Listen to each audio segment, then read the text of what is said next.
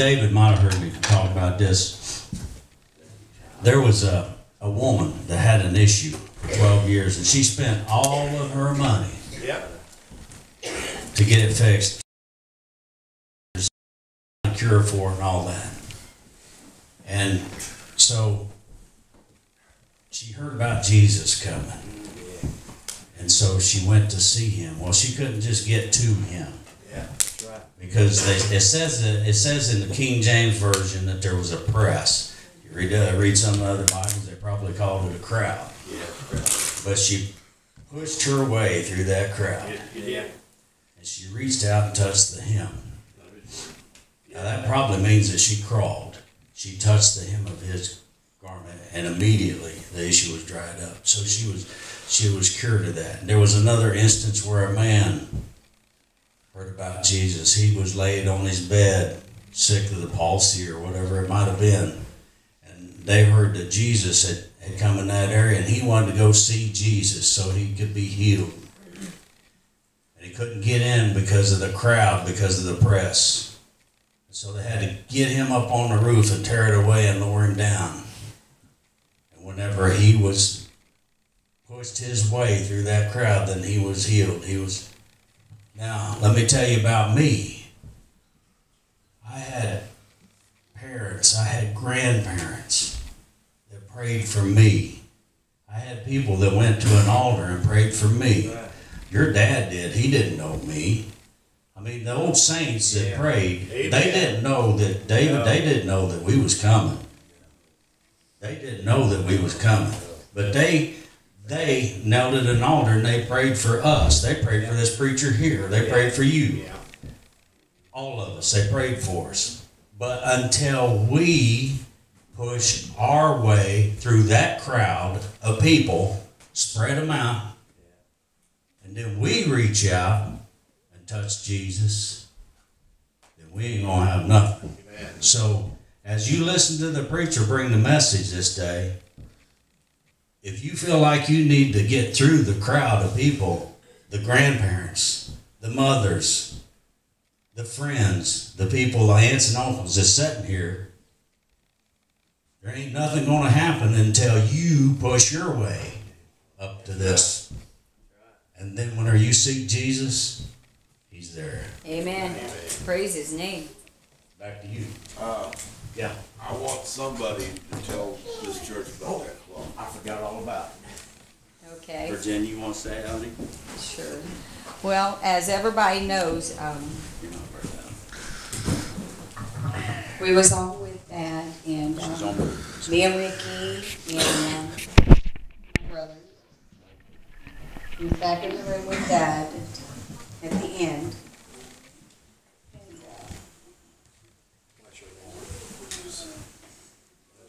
Bless her. Bless her. Bless her.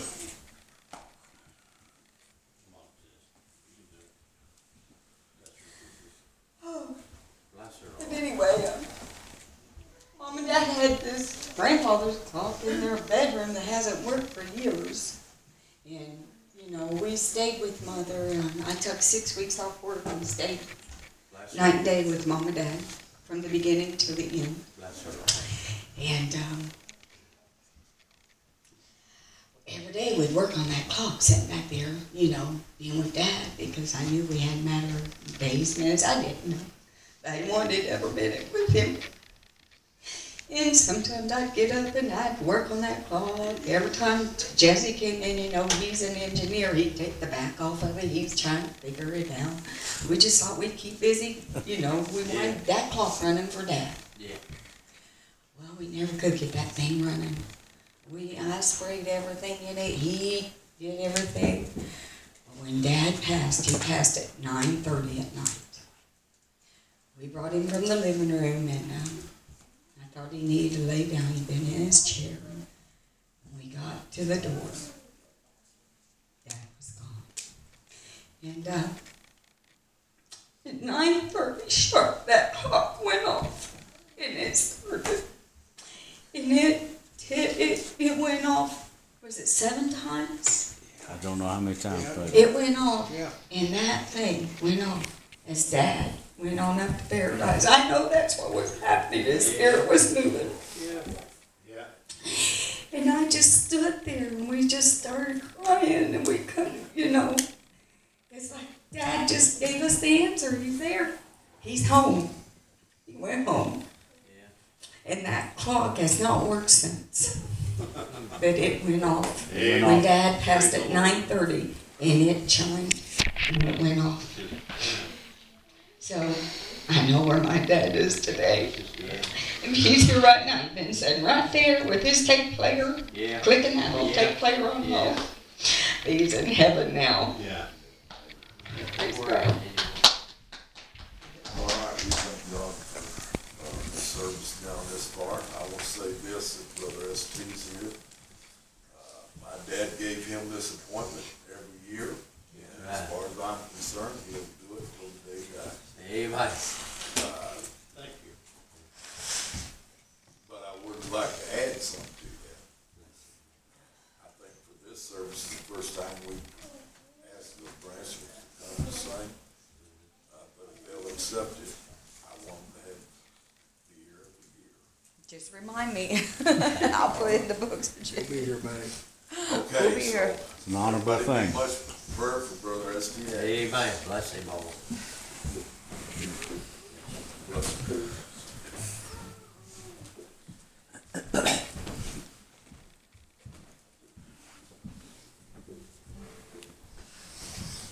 Good morning.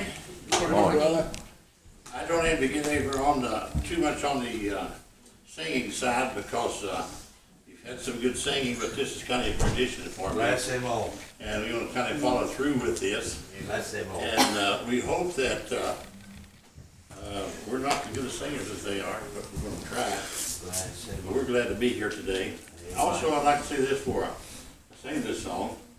I think this makes me 23 or 24 years in a row that I did this. Oh my goodness, God bless your heart. And I would like to, when you hear that I die, I want you to remember my name in this service. Bless him all. Because I've been part of it. Amen. Our folks that our pastor read off to you here, members of this church, have gone on to be with the Lord, and I miss Brother Bailey. Yeah. Come over here quite a bit, you know. He couldn't hear, and sometimes he was saying off key, and Yeah. you think, well, oh my goodness. Yeah, now Brother what's Bailey got happening? But I'll tell you, well, he loved the Lord just Yes, as he well did. as Oh, he loved him. anybody Yes, else. he did. Yes, he I did. want to sing this for him. Bless him all. I'm going home to Magic Valley, where hate's turned into love. Amen. I'm going home to Magic Valley, leaving for my home of love. Amen. Oh, I hear my Lord telling me, but down and give below, reach your goal. Now follow me. Come on up the golden road. Bless him all. Don't you cry because I'm leaving. Amen. For you see, I've had my day. I've lived my life. That's not for grieving. So rejoice with me and pray. For I hear my Lord telling me, but down at the below, you reach your goal. Now follow me. Come on up the golden road.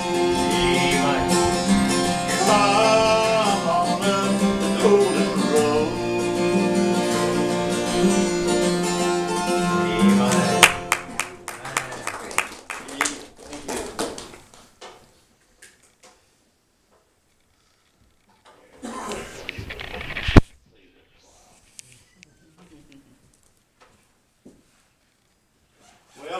echo the crowd and nice congregation here this morning. Yeah.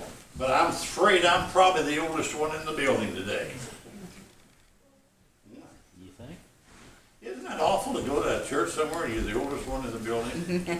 Is anybody here 80 years old? About 75. There's one. Yeah. Well, if I make it till October the 18th, I'll be 82. How's that sound to you? That's pretty good. You don't look it. No. Well, that's the hand of God. That's Yeah. right. I was ordained in 1962 to preach the gospel in the United Baptist organization, and I've done my best ever since. I've preached in probably 7 or 8 different states. We have built and pastored several churches, and we're still working on it. But you know, my greatest goal of all right now is to see people come to Jesus Christ. Amen. Because we don't have too long to live here on earth. If you live to be 100 years old, it just seems like a dream or like yesterday. And if you live to be 20 years old, it doesn't matter whether you're 20 or whether you're 100 years old.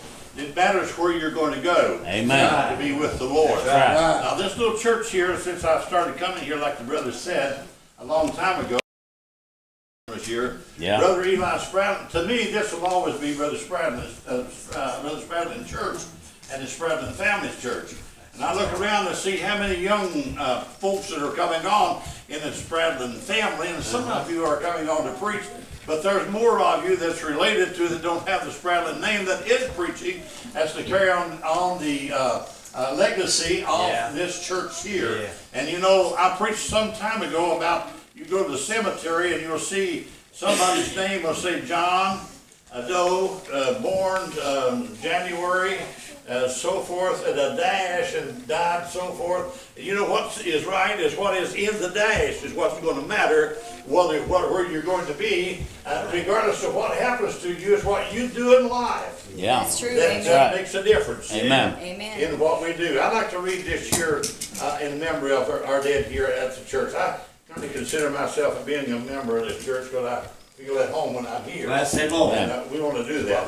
We know that feeling. Oh, please don't feel guilty. Just my time to go. You see, you are still feeling sad and tears just seem to flow. We all come to earth for a lifetime, and for some time it's not many years. I don't want to keep you crying, you shedding all those tears. I haven't really left you, even though I may seem so. I have just gone to my heavenly home, and I'm closer to you than you know. Just believe that when you say my name, I stand next to you. I know you long to see me, but there's nothing that I can do. But I'll still send you messages and hope you understand that when your time comes to cross over, I'll be there to take your hand. Amen. And I feel that's what's going to happen. Yeah.